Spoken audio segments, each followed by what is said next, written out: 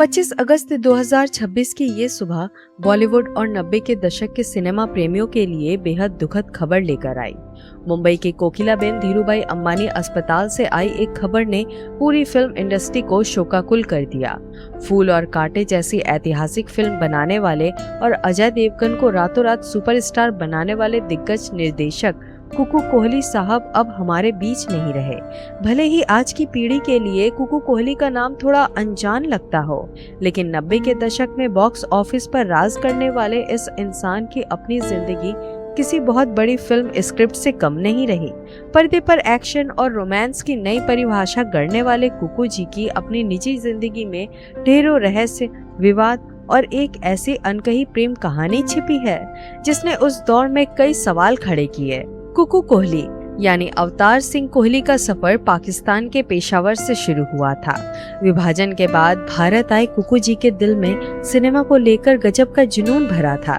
यही जुनून उन्हें मुंबई खींच लाया और यहाँ उन्हें भारतीय सिनेमा के सबसे बड़े शोमैन राज कपूर का साथ मिला। पूरे 11 सालों तक कुकू जी ने राज कपूर साहब के चरणों में बैठकर निर्देशन के गुण सीखे।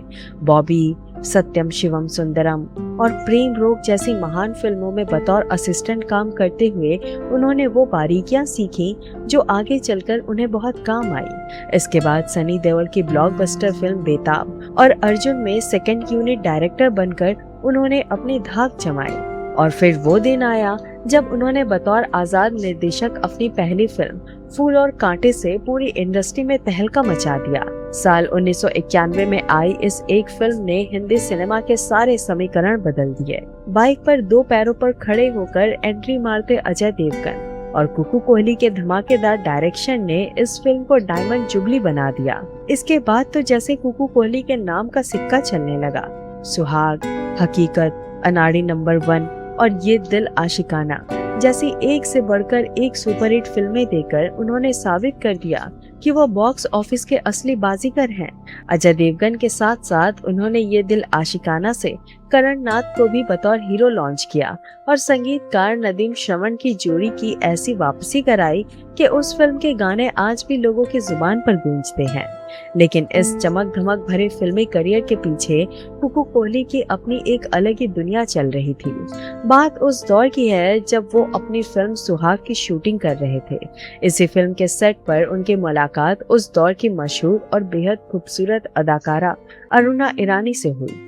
हैरानी की बात यह है कि शुरुआत में अरुणा जी और कुकू कोहली के बीच बिल्कुल भी नहीं बनती थी।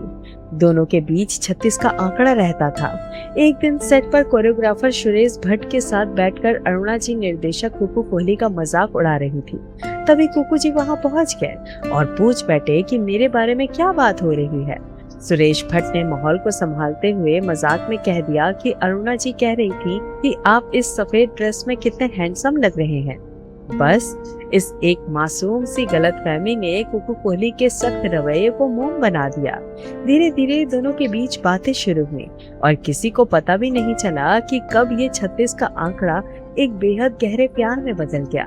पर इस प्यार के रास्ते में बहुत बड़ी चट्टान खड़ी थी। कुकू कोहली पहले से ही शादीशुदा थे। उनकी पहली पत्नी रीता कोहली और 2 बेटियां पूजा और करिश्मा, उनका भरा पूरा परिवार था। अरुणा जी जब कुकू जी के प्यार में पड़ी तो उन्हें शुरुआती दौर में ये बात मालूम ही नहीं थी कि वे शादीशुदा हैं। लेकिन जब सच सामने आया तो अरुणा जी ने इस रिश्ते को समाज की नजरों से छिपा कर रखना ही सही समझा। कुकू जी के लिए भी एक ही समय में 2 घरों को संभालना कोई आसान काम नहीं था, लेकिन उन्होंने दोनों जिम्मेदारियों को बखूबी निभाया। लिव इन में रहने के बाद साल 1990 में दोनों ने गुपचुप तरीके से शादी कर ली।